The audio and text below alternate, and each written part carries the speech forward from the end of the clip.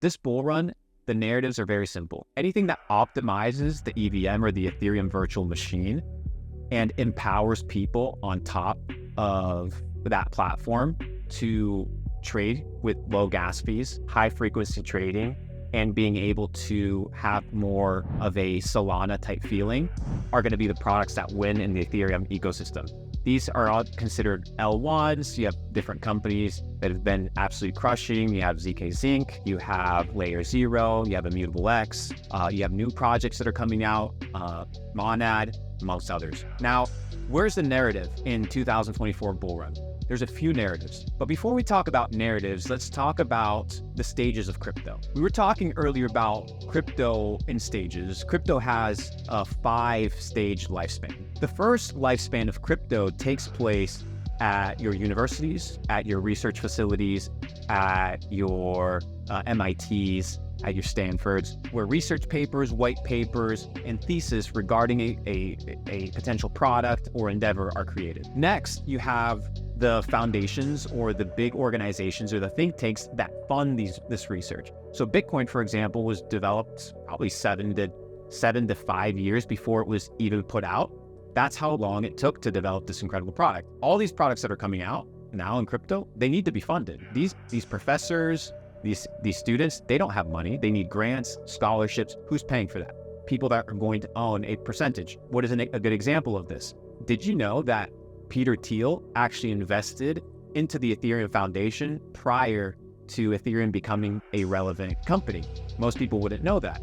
So you have these guys that are running these think tanks. So narrative one, beginning of crypto, is you have the nerds. The second one is you have the people that anticipate narratives or create narratives. Then you have your key opinion leaders. You'll have your CZs, your potentially now your Michael Saylors. You had snakes come in like Sam Bankman-Fried that acted like key opinion leaders, but they weren't. Then you have the major influencers. These are your Twitter accounts, your YouTubers, and then finally you have your normies. Crypto, every single one of them that is a real crypto, not all these fucking bullshit, they go through all these stages. The question is, where are you able to catch it in the stage? And depending on where you catch it on the stage is the return that you're going to get, but also the risk that you're assuming. So if I'm buying Dogecoin at 20 cents on Robinhood when it's the peak of the market and the taxi driver is buying it, and no offense to the taxi driver, but when it comes to financial literacy, he's at the bottom of the totem pole. The narrative has already been constructed. It's been created for 4 or 5 years. The main funds and foundations have already invested into it. The key opinion leaders already have their bags. The influencers have already shielded it to you.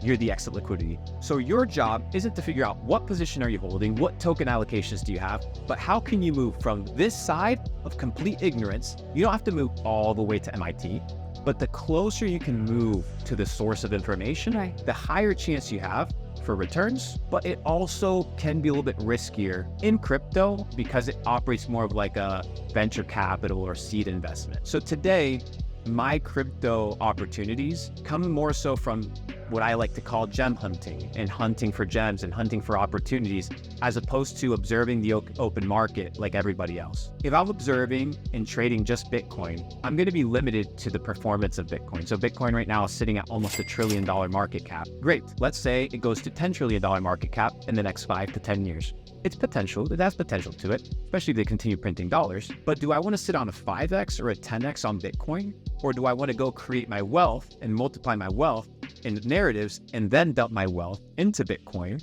so that I can keep my purchasing power? So I'm focused on the narratives that are happening right now. Bitcoin is a big narrative. You have the BRC chain, you have the ordinals, you have people inscribing shit on Bitcoin. So there are narratives happening here, but I think the normies, the people that are at the new entry stage of this, what we like to call information and access supercycle, are going to use the paths and tools of least resistance that are readily accessible to them on their phones that just happen to be, in this case, Solana and AVAX and things of this nature. Now, I'll be the first one to confess, when the soy boy fat fuck that stole my money and everybody else's money destroyed the crypto space, I thought Solana was dead, but I was mistaken. And I'm not often mistaken, but sometimes I make some mistakes. And I was mistaken at the fact, not that whether it's a good chain or not a good chain, is that users will go to the best developed product with the path of least resistance, with the best UI UX, where they can do what? Where they can do what? Go into crypto and do exactly what they want to do, which is what? Be a fucking degenerate. Buy, sell, gamble. So Solana, per the founder, was created specifically to cater to that. Hence why you've seen it become popular again. So I think there's a big narrative there. I think that there's a big narrative in... A bigger narrative with Solana and convenience over Bitcoin ordinals and everything that's being built on Bitcoin. A big push towards the utilization of tools that have the path of least resistance. And today, it just happens to be that Phantom was initially built on Solana. Solana runs like a fucking machine. And right now you have different exchanges, decentralized exchanges like Jupiter, that in 3 to 5 minutes, you're participating in the financial crypto ecosystem, regardless of who you are, where you're from. I could be in Somalia right now, getting shot up by pirates. You could send me fucking $50 in USDT to my Phantom wallet and I could buy a shit. Now, if I wanted to be in the financial centralized ecosystem and now I was in Somalia, I couldn't do shit for the rest of my life ever. I'd be barred for anything and everything just by the color of my skin and the nation that I was born in. Bitcoin, crypto, DeFi has decentralized that. And the moment people realize it, which they slowly are, they're going to start pouring in, and they're going to pour into the path of least resistance. And this narrative,